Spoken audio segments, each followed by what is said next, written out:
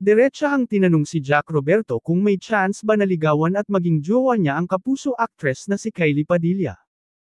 Maraming nagsiship ngayon sa kanila, dahil sa matinding chemistry at kilig na hatid sa kanilang kapuso after non-drama series na, My Father's Wife.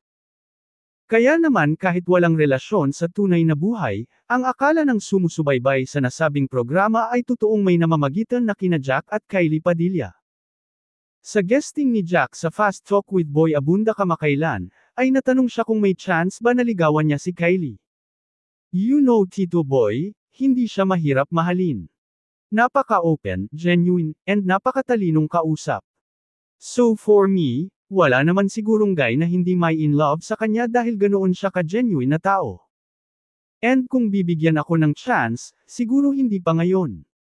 Kasi gusto kong ingatan kung anong mayroon kami ngayon bilang close na magkaibigan, ang sagot ng hunk actor.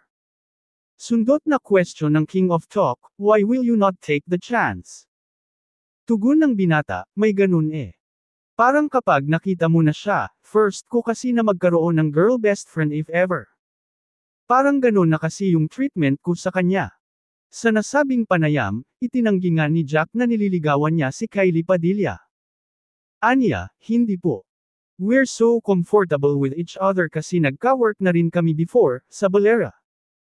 Natuwa ako sa kanya katrabaho, kasi she's so open sa mga eksena. Wala na siyang parang mga walls and inhibitions.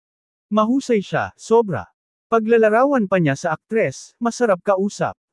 Marami siyang gustong ipaglaban. Marami siyang mga gustong gawin and i-discover. Samantala, inamin din ng aktor na totoong niregaluhan niya ng laruan ang mga anak ni Kylie kay Alger Abrenica na sina Alas at Axel.